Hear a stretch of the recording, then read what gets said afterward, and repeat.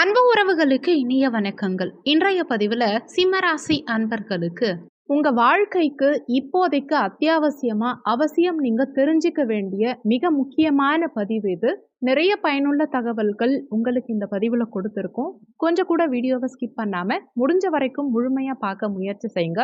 வீடியோல கொடுத்திருக்க பலன்கள் ஆண் பெண் இருபாலருக்கும் பொருந்தக்கூடிய பலன்கள். சிம்மராசியை பொறுத்த வரைக்கும் மகம் 1, 2, 3, 4 பாதங்கள், பூரம் 1, 2, 3, 4 பாதங்கள், உத்தரம் 1 பாதத்தை உள்ளடக்கியது சிம்மராசி. சிம்மராசிக்கு அதிபதி சூரிய பகவான். வீடியோல சொல்லப்பட்டிருக்க இந்த பலன்களை தெளிவா கவனிங்க. உங்க குடும்ப வாழ்க்கை பத்தின ஒரு ஃபுல் கிளாரிட்டி இந்த வீடியோ மூலமா சிம்மராசி அன்பர்களுக்கு கிடைக்கும். சிம்மராசி அன்பர்கள் தனியா வாழ பழகிக்காதீங்க. உங்களை சுத்தி நிறைய பச்சோந்திகள் இருப்பாங்க. அவங்க தேவைக்கு ஏத்த மாதிரி உங்ககிட்ட பழகுவாங்க, உங்களை யூஸ் பண்ணிப்பாங்க. அதே மாதிரி ஒரு விஷயம் முடிஞ்ச பிறகு அவங்களுக்கு தேவையான விஷயங்கள் காரியம் முடிஞ்ச உடனே உங்களை கழட்டி விட்டுருவாங்க.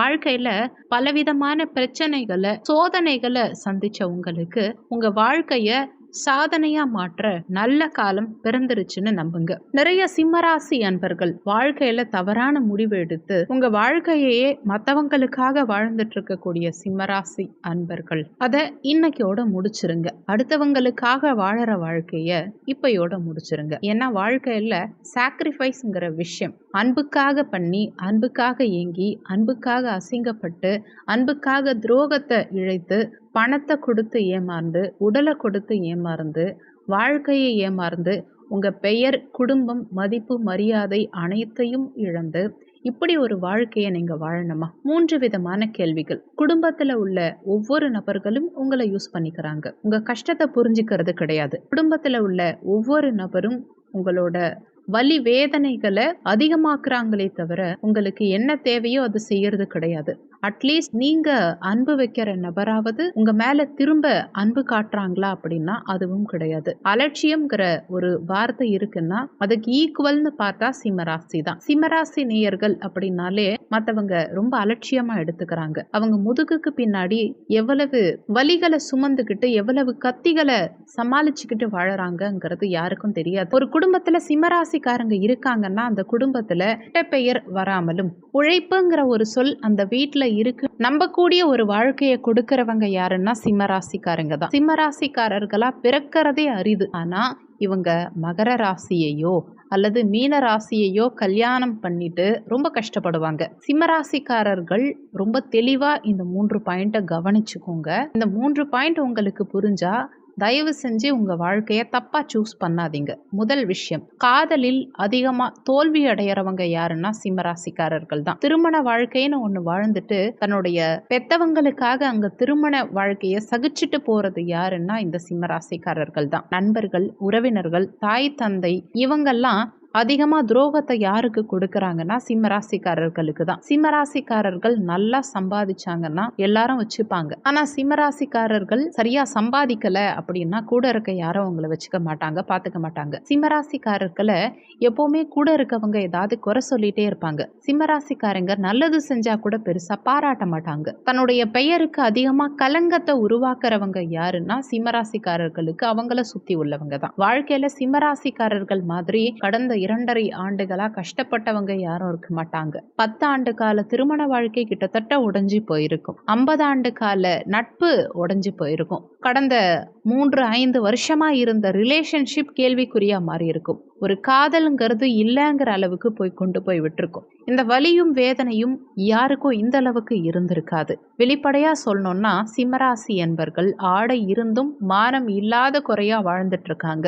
ஏன் இந்த அளவுக்கு சொல்றோம்னா நிஜ உலகத்துல வாழறத விட கனவு உலகத்துல தான் வாழ்ந்துட்டு இருக்காங்க நிறைய சிம்மராசி அன்பர்கள். அவங்க சந்தோஷமே இப்ப அவங்க காணக்கூடிய கனவு தான். என்னைக்காவது ஒரு நாள் நம்ம வாழ்க்கை சந்தோஷமா மாறிடும், நம்ம பிரச்சனை சால்வ் ஆயிடும், நமக்கு பிடிச்ச நபர் நம்ம கிட்ட வந்து பேசிடுவாங்க, நம்ம பிரச்சனை சரியாகி வெளிவட்டாரத்துல ஒரு கல்யாணத்துக்கு போய் குடும்பத்தோட போய் சந்தோஷமா நிற்போம் அப்படிங்கிற ஒரு நம்பிக்கை இவங்க கிட்ட இருக்கும். கூட இருக்கவங்களுக்காக விட்டு கொடுத்து போய் வாழ்க்கையே தொலைச்சிட்டு நிற்பாங்க. வெளிநாட்டுல இருக்கக்கூடிய நிறைய சிம்மராசி அன்பர்களுக்கு அன்பர்களுக்கு குடும்பம் ஒரு தவறான வழியில் செல்லும். அதே மாதிரி உள்ளூர்ல கணவனை பிரிந்து மனைவியை பிரிந்து வாழ்ந்துட்டு இருக்கக்கூடிய சிம்மராசி அன்பர்கள் ரொம்ப அதிகம். அன்பு இருந்தாலும் சேர முடியாது.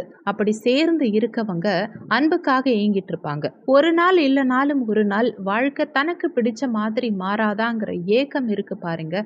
அந்த வலி வேதனை ரொம்ப அதிகம். உடம்பு ஃபுல்லா தையல் போட்டா எந்த அளவுக்கு வலிக்குமோ அதையெல்லாம் தாண்டி வலி.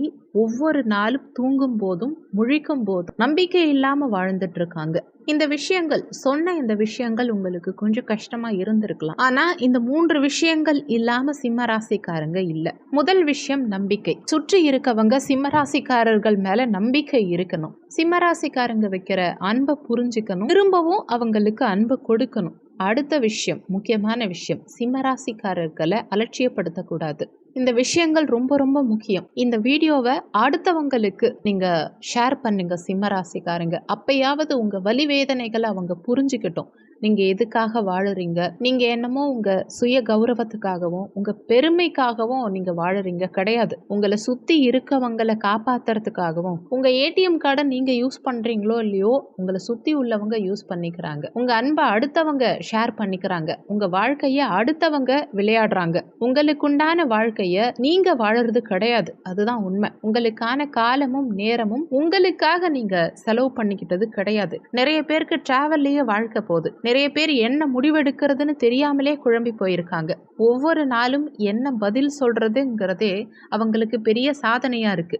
இப்பேற்பட்ட உங்களுக்கு இந்த 3 விஷயங்களை ஃபர்ஸ்ட் செக் பண்ணிக்கோங்க. முதல் விஷயம், உங்க சுய ஜாதகத்துல 7ஆம் இடம்ங்கிற கலத்திரஸ்தானத்துல கேது பகவான் இருக்காராங்கிறத பாருங்க. இங்க கேது இருந்தா திருமண வாழ்க்கையை முடிவெடுக்கிறதே சூஸ் பண்றதே ரொம்ப கஷ்டம். அதே மாதிரி உங்க 4ஆம் இடம் சுகஸ்தானத்துல சுக்கிரனும் கேதுவும் சேர்ந்து இருக்க கூடாது. 7ஆம் வீட்டில் சுக்கிரனும் கேதுவும் சேர்ந்திருந்து செவ்வாயுடைய பார்வை இருக்கக்கூடாது. அதே மாதிரி உங்க 8ஆம் இடத்துல சுக்கிரன் கேது செவ்வாய் 3 பேரும் சேர்ந்து இருந்துடக்கூடாது. இப்படி சேர்ந்து இருக்கிற பட்சத்துல கண்டிப்பா 2ஆம் திருமணம்ங்கிற விஷயத்தை நோக்கி போகும். அதே மாதிரி ஜாதகத்துல லக்னத்துல குரு இருந்து சுக்கிரனும் சேர்ந்து இருக்கும் பட்சத்துல வாழ்க்கை பிரிந்து மட்டுமே இருக்கிற சூழலை கொடுக்கும். பிரிஞ்சு இருக்கிற மாதிரி இருக்குமே தவிர சேர்ந்து வாழ முடியாது. உங்க ஜாதகத்துல 11ஆம் இடத்துல சுக்கிரன் கேது இருந்தா கண்டிப்பா 2ஆம் திருமணம் உண்டு. உங்க 11ஆம் இடத்துல செவ்வாய் சுக்கிரன் குரு 3 கிரகங்களும் சேர்ந்திருந்தா சந்நியாச வாழ்க்கைன்னு சொல்வாங்க. அதே மாதிரி உங்க 11ஆம் வீட்டில்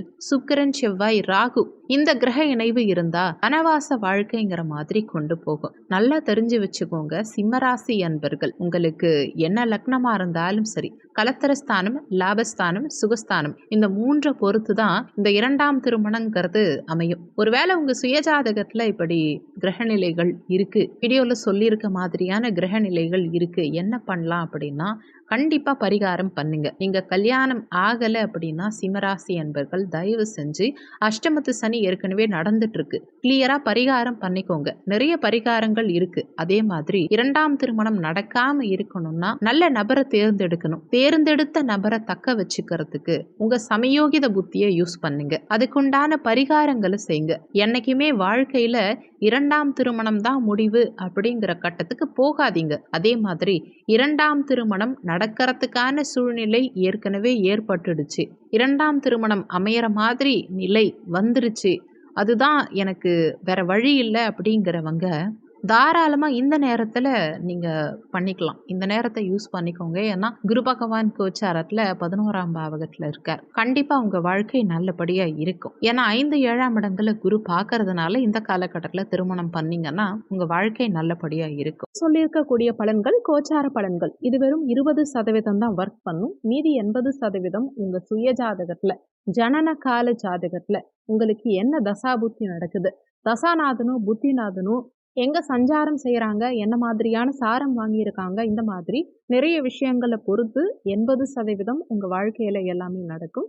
அதனால வீடியோல சொல்லி இருக்கிறது அப்படியே என் வாழ்க்கையில நடக்கும்னு நினைச்சு எதுவும் பயப்பட வேண்டாம். ஜாதகம் பார்க்கறதா இருந்தா வீடியோல ஜாதகம் பார்க்கன்னு கொடுத்திருக்க நம்பருக்கு வாட்ஸ்அப் பண்ணுங்க. இந்த வீடியோல உங்களுக்கு ஏதாவது சந்தேகம் இருந்தா கீழே இருக்க கமெண்ட் செக்ஷன்ல சொல்லுங்க. நன்றி. மற்றும் ஒரு நல்ல பதிவோடு மீண்டும் உங்களை சந்திக்கிறோம்.